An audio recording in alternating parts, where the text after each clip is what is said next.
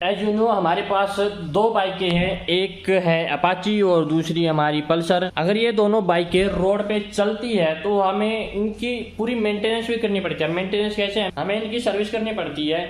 अब रही बात इन बाइकों की सर्विस की, बहुत लोगों के मन में मिसकंसेप्शन बना हुआ है कि हमें अपनी बाइक को कब सर्विस करवाना चाहिए। अब अगर आप एक बाइक के मैनुअल पे जाके चेक करोगे तो वहां पे लिखा होता है कि इस बाइक की सर्विस आप या तो 3000 किलोमीटर या फिर आपको 6 महीने के अंदर या 3 महीने के अंदर आपको सर्विस करवानी पड़ती है। रही बात पल्सर की, तो उसकी बात हम नेक्स्ट वीडियो में करेंगे, क्योंकि इस बाइक के बारे में डिटेल में कुछ चीजें है जो मैं आपको बताऊंगा। बट आज हमारी बात आ रही है अपनी अपाची की।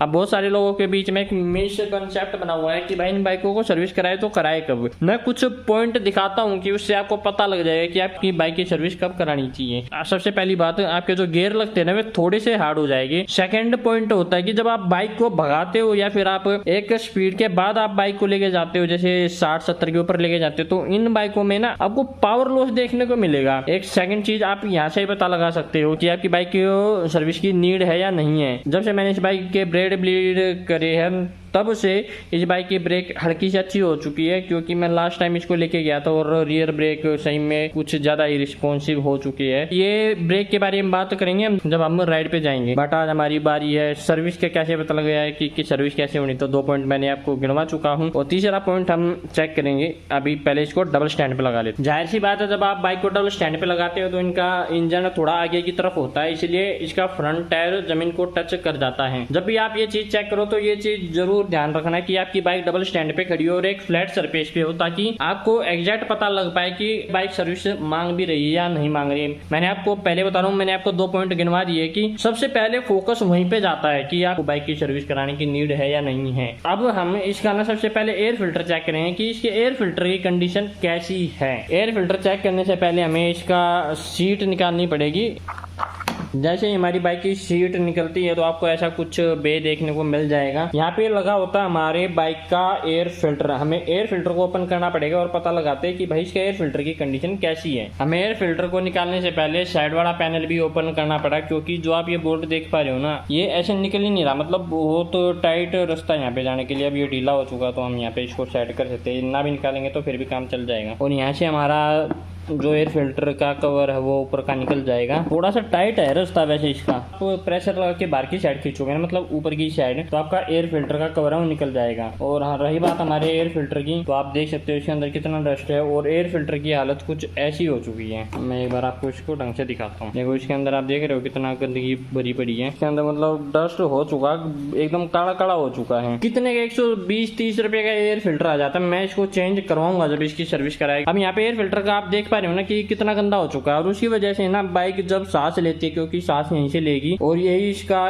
लंग्स कह सकते हो आप। अगर यही गंदा होगा ना तो आपकी बाइक अच्छे से परफॉर्म नहीं कर पाएगी। इसके अंदर आप डस्ट चेक कर पा रहे हो कि इसमें कितनी डस्ट जा रखी है अंदर की side. Let's pack this area. पीछे की तरफ आप डस्ट देख पा रहे हो कितनी है, इसमें बहुत ज्यादा डस्ट है। But we will change the air filter too. अब एक बार हम जो एक कवर है इसको पूरा तरीके से पैक कर देते हैं। इसमें 4 बोल्ट लगनी है और ये साइड का कवर लगेगा। इसको साइड करते हैं एक बार हम, बस हमें इसके ऊपर शीट रखनी है और ये बड़ा पैक हो गया हमारी। अब हमें इसका चेक करना है इंजन ऑयल, जो कि सबसे मेन है। उससे ही आपको पता लगेगा कि आपकी मतलब बाइक पूरी अच्छे तरीके से परफॉर्म कर रही है, आपकी बाइक अच्छी भग रही है, सारे काम अच्छे हो रहे हैं।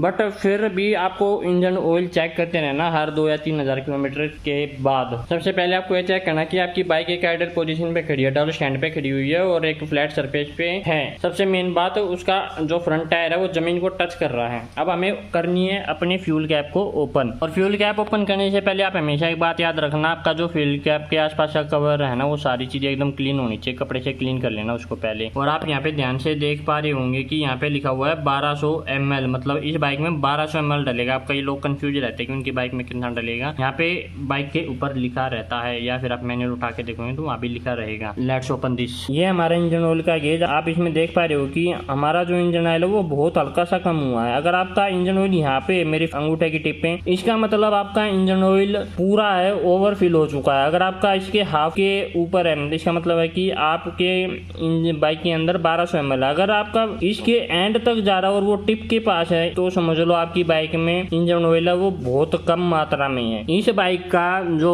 इंजन ऑयल नापने का सबसे बढ़िया तरीका यही है। अब आप ये तो समझ गए कि आपकी बाइक में इंजन ऑयल पूरा है। अब आपको ये कैसे पता लगेगा कि जो इंजन ऑयल इसमें डला हुआ है कैसा है, मतलब वो अब जैसे आप पकोड़े बनवाते हो या फिर आप घर पे कुछ ऑयल का यूज करते हो, उस टाइम पे अगर वो काला हो जाता है तो आप उसको फेंक देते हो, कहते हैं कि वो जल गया। ऐसा ही बाइकों के साथ भी होता है। अब उस चीज का और पता लगाते हैं। सबसे पहले मैं आपको एक एग्जांपल दिखाऊंगा छोटा सा। अब आप देख पा रहे हो कि मेरे हाथ पे ना पानी लगा हुआ है और मैं जब अपना हाथ थोड़ा सा ऊपर की तरफ उठा रहा हूँ पानी के साथ, तो आप देख पा रहे हो बीच में क्या जो वाटर मॉलिक्यूल है एक दूसरे को कैसे कनेक्ट कर रहे हैं। एक बार और आप ध्यान से देखो, ये इसका मतलब है कि इसके अंदर हल्की सी फ्रिक्शन नहीं है। बट हम जहाँ पे बात करें अपने इंजन ऑयल की, आप इसी तरीके से पता लगा सकते हो। मैं आपको इंजन ऑयल चेक कराता हूँ कि हमारी बाइक के इंजन ऑयल की कंडीशन कैसी है। हमने इसको किया पूरे अच्छे तरीके से डिप नीचे तक। अब ये इंजन ऑयल इसकी टिप पे आ चुका है और मैं इसको लूँगा अपने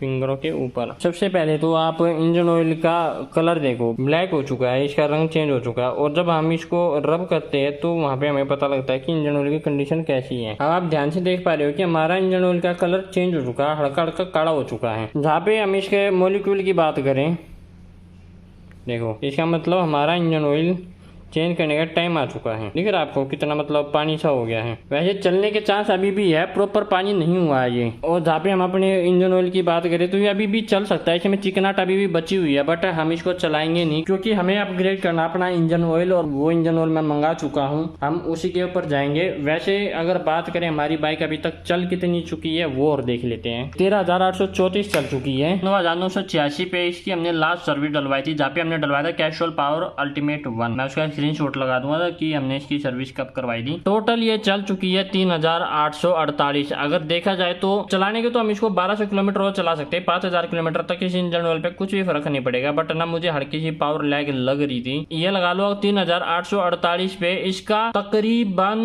50 से 100 ml जो इंजन ऑयल है वो ही रिड्यूस हुआ है और इसमें इतने ज्यादा नेगेटिव इफेक्ट देखने को नहीं मिले हैं। अगर आप बोलोगे कि भाई नहीं हमें इसका 5,000 किलोमीटर पे रिव्यू चाहिए तो हम इसकी सर्विस कराएंगे 5,000 किलोमीटर पे। अगर आप बोलते हो कि नहीं भाई हमें इंजन ऑयल अपग्रेड करवाना है, आप इसमें इंजन ऑयल अपग्रेड करो और हम उसके बाद चेक करते हैं कि वो इंजन ऑयल कितना चलता है, कितना बेटर रहता है। वैसे अगर कंपनी की रिकमेंडेशन की माने तो हमें इतने किलोमीटर पे बाइक की सर्विस करवा लेनी चाहिए। पर हमारा जो इंजन ऑयल है वो अपग्रेडेड था टीवीएस के मुकाबले, इसलिए हम थोड़ा सा लेट भी हो सकते हैं, इसमें कोई दिक्कत नहीं है। थोड़ी सी लॉन्ग राइड थी, वे सारी राइड इसी इंजन ऑयल पे हुई है और वो इंजन ऑयल कहीं ना कहीं बहुत ज्यादा फायदे में रहा है। मैंने इसका ग्रेड है वो हल्का सा ऊपर गया था, उसकी वजह से इसकी पावर तो बढ़ी थी बट इसका जो फ्यूल एफिशिएंसी है वो कम हो गई थी। बट हम नेक्स्ट टाइम भी सेम ग्रेड का इंजन ऑयल डलवाएंगे, बट वो थोड़ा सा ना अपग्रेडेड है, या कह सकते हो कि कैस्ट्रोल के बराबर का इंजन ऑयल है। उसके भी कुछ बढ़िया रिव्यू है तो हमने सोचा कि उसको भी डाल लेते हैं, एक बार पता लगाते हैं। और जब हम उस इंजन ऑयल को चला लेंगे ना तब पता लगेगा कि which one is better for our bike. वैसे हमने पल्सर के लिए भी कुछ बेहतरीन मंगवाया है, वो ट्रांजिट में अभी, इसके लिए थोड़ा सा टाइम है। बट बात करें हमारी अपाची की, इसकी सर्विस जल्द होने वाली है। मैं थोड़ा सा कंफ्यूज हूँ क्योंकि इसका इंजन ऑयल अभी थोड़ा सा ठीक ठाक है और मे भी मैं इसकी सर्विस करवाऊँ भी या भी नहीं करवाऊँ, क्योंकि सामान तो मैं इसका प्रॉपर अपने पास ले आया हूँ बट थोड़ी सी पावर लॉस लग रही है। मैं 1-2 राइड और ट्राई करता हूँ, 1-2 जगह लेके जाता हूँ इस बाइक को। अगर वहाँ पे लगेगा कि नहीं भाई इसको इंजन ऑयल की जरूरत है, इसको सर्विस की जरूरत है, तो हम इसकी सर्विस तुरंत करवा लेंगे। वैसे आप अगर कमेंट करके बताओगे कि भाई इसकी सर्विस करवा लो तो हम इसकी सर्विस तुरंत करवा लेंगे, अदरवाइज थोड़ा सा गैप देंगे। ये था मेरा सर्विस के ऊपर कि आपको अपाची की सर्विस कैसे पता लगाए और आपको कैसे पता लगेगी कि आपकी बाइक सर्विस मांग रही है या नहीं मांग रही है। अगर आपको वीडियो अच्छी लगी तो यार वीडियो को लाइक कर देना, चैनल को सब्सक्राइब कर देना। Bye bye.